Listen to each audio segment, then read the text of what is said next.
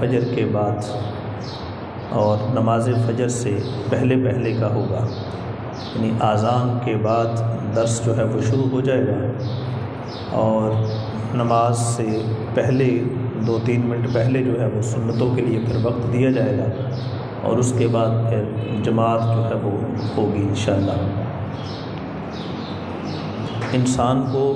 اللہ تبارک و تعالی نے پیدا فرمایا اور انسان کے ساتھ دیگر بہت ساری مخلوقات کو اللہ تعالیٰ نے پیدا فرمایا ہے، لیکن جو انسان کا مقام اور مرتبہ ہے یہ تمام مخلوقات کے لحاظ سے اشرف المخلوق ہونا ہے کہ انسان جو ہے یہ تمام مخلوقات کا سردار ہے، اس کو اللہ رب العزت نے ساری مخلوقات سے اعلیٰ پیدا کیا۔ اسی لحاظ سے پھر انسان کے دل میں اللہ تبارک و تعالیٰ کی جو محبت ہے وہ بھی اسی انداز کی ہونی چاہیے کہ انسان ہر چیز سے کائنات میں بڑھ کے تو اللہ رب العزت کی محبت کو اپنے اندر غالب کرے۔ یہ انسان کے لیے سب سے بڑی کامیابی ہے، اور ایمان والوں کی نشانی بھی اللہ تعالیٰ نے یہی بیان فرمائی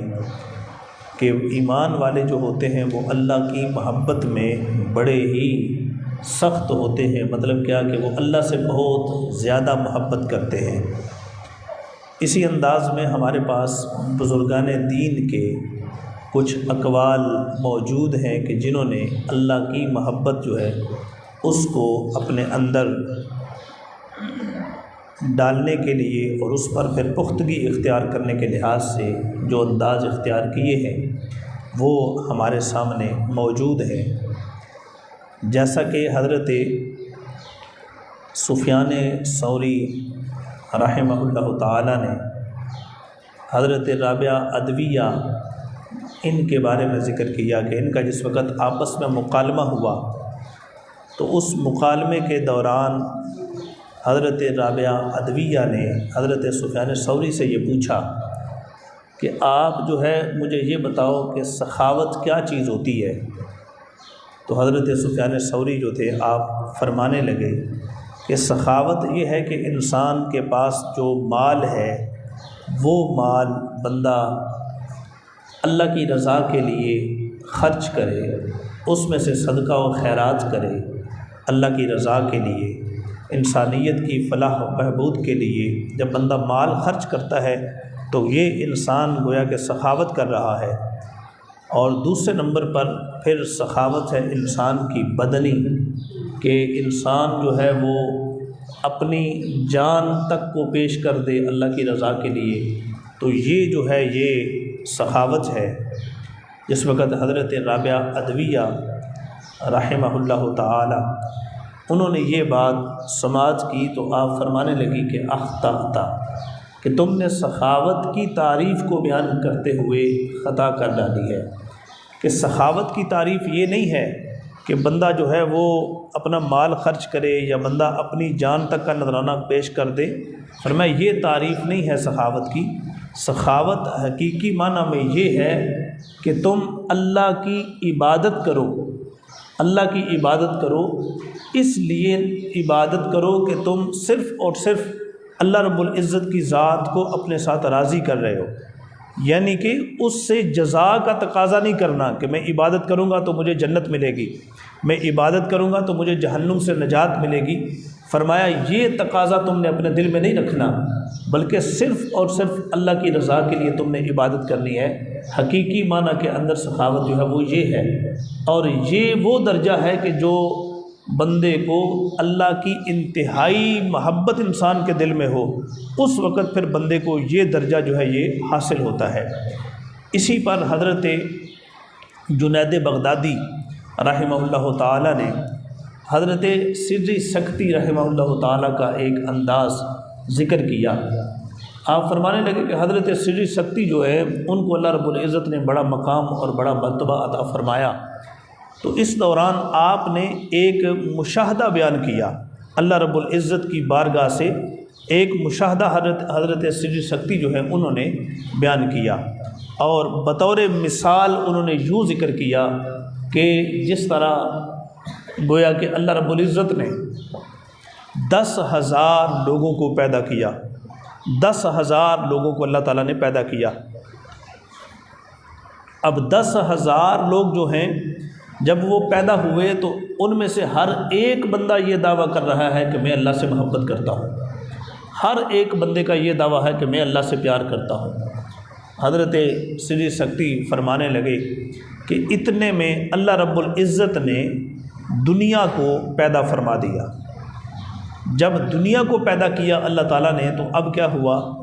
کہ ان 10,000 لوگوں میں سے 9,000 بندے وہ دنیا کی اغراض کو سامنے رکھ کے اللہ کی عبادت کرنے لگے، اپنی دنیا کے پیش نظر، دنیا کے حصول کے لیے، اور دنیا میں وہ مگن ہو گئے۔ یعنی دعویٰ تھا اللہ سے محبت کا، لیکن وہ دنیا میں مگن ہو گئے 9,000 بندے۔ آپ فرمانے لگے کہ پیچھے 1,000 بندہ باقی بچا۔ اب 1,000 بندہ جو ہے وہ اللہ سے محبت کا دعوے دار بھی ہے اور اللہ کی عبادت کے اندر مصروف بھی ہے، لیکن ان کی جو عبادت ہے اس کے پیش نظر کیا ہے کہ اللہ نے جنت کو پیدا کر دیا۔ جب جنت پیدا ہوئی تو ان کی غرض کیا ہو گئی کہ وہ عبادت تو کرتے ہیں، لیکن اس غرض سے عبادت کرتے ہیں کہ ہمیں جنت مل جائے۔ جنت کے حصول کے لیے وہ عبادت کے اندر جو ہے مشغول ہو گئے۔ اب حضرت سری سکتی فرمانے لگے کہ جب یہ لوگ اللہ کی عبادت جنت کی غرض سے کرنے لگے تو یہ 900 بندہ شمار کیا گیا کہ 900 بندہ جو ہے وہ اللہ کی عبادت اس لیے کرتا ہے کہ وہ جنت کو حاصل کر لے، جنت کو پالے۔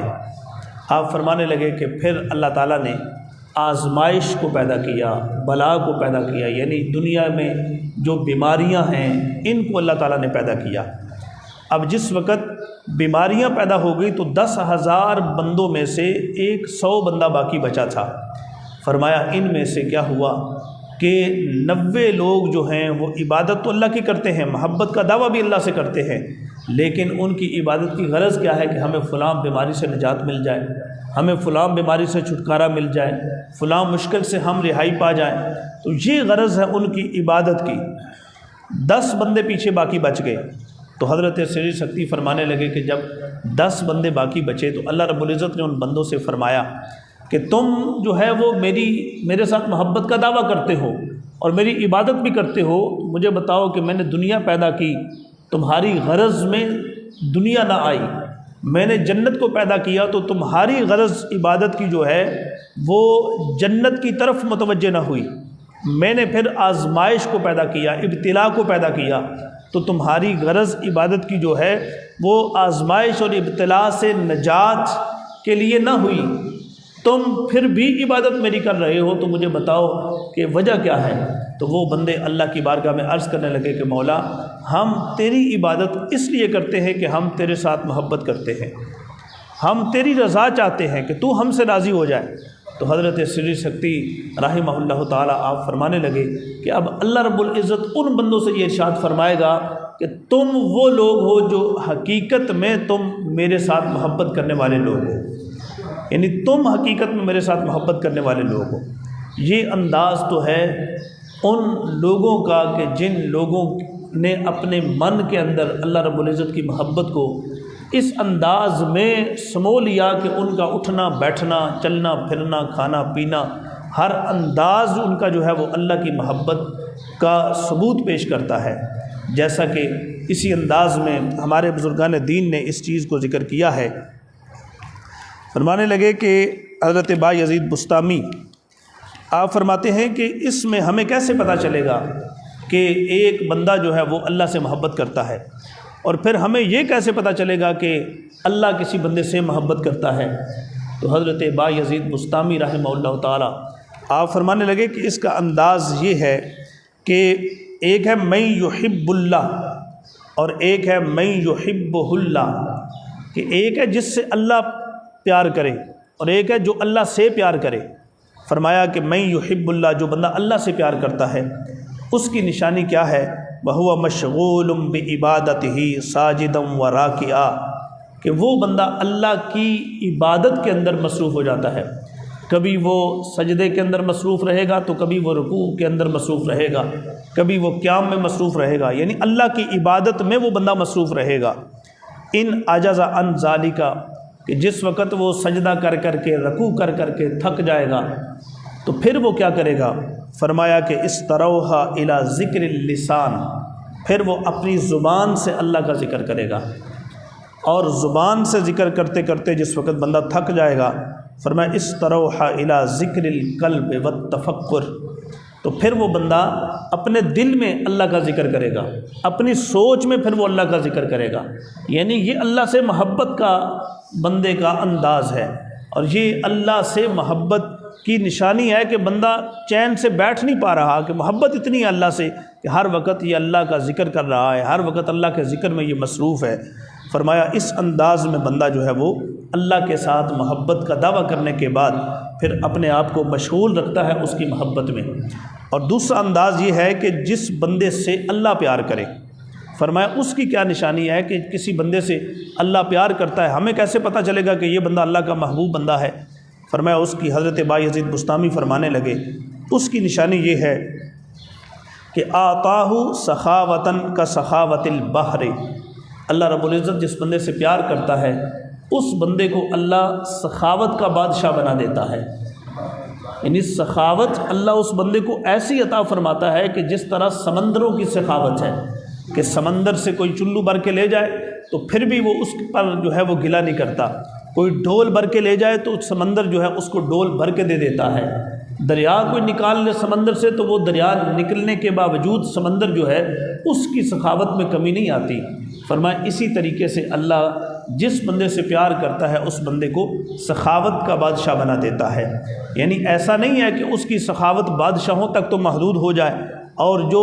فقراء ہیں ان کی طرف اس کی سخاوت متوجہ نہ ہو، فرمایا ایسا نہیں ہوتا، بلکہ جس سے اللہ پیار کرے گا اسے ایسا سخی بنا دے گا کہ ہر جانب اس کی سخاوت کے ڈنکے بجنا شروع ہو جائیں گے۔ اور پھر فرمایا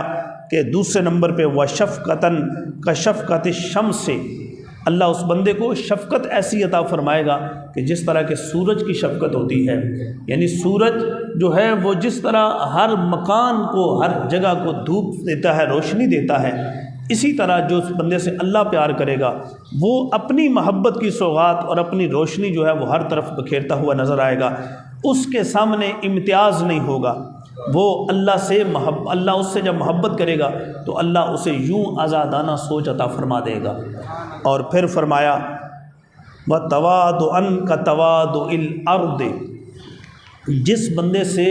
اللہ پیار کرتا ہے فرمایا اس بندے کو اللہ عاجزی عطا فرماتا ہے۔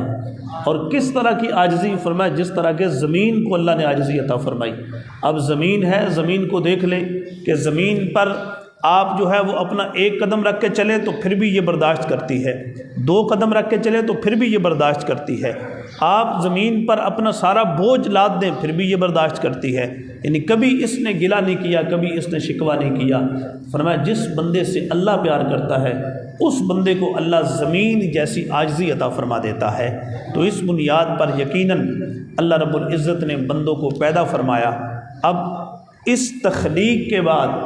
پھر بندے سے اللہ رب العزت کا یہ تقاضا ہے کہ بندہ اللہ سے محبت کرے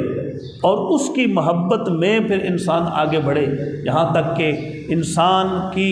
عبادت کی غرض ما سوائے اس کے کہ اللہ راضی ہو جائے اور کچھ نہیں ہونا چاہیے۔ جب اللہ کی رضا پانے کے لیے بندہ اللہ کی بندگی کرے گا تو یقیناً جو دیگر انعامات ہیں، جو دیگر جو ہے وہ اللہ کی طرف سے بندے کو عطا کی جانے والی نعمتیں ہیں، وہ ساری کی ساری نعمتیں تو پھر رضائے الہی کے تحت ہے کہ جب اللہ راضی ہو جائے گا تو پھر ساری نعمتیں بھی اللہ بندے کو عطا فرما دے گا۔ اس لحاظ سے ہمیں کوشش کرنی چاہیے کہ ہمارا ہر عمل ایسا ہو کہ جس عمل پر اللہ کی رضا ہم سب کو حاصل ہو جائے۔ یہ اللہ کی محبت میں جو دعوے دار ہے انسان، اس محبت کی سچائی اس میں ہے کہ بندہ اللہ کی رضا کے لیے سب کچھ کرے۔ اللہ تعالی ہم سب کو اپنی محبت عطا فرمائے اور اس محبت میں ہم سب کو سچائی پیش کرنے کی توفیق عطا فرمائے۔ وآخر دعوانا الحمد للہ رب العالمین۔ الصلاۃ والسلام علیک یا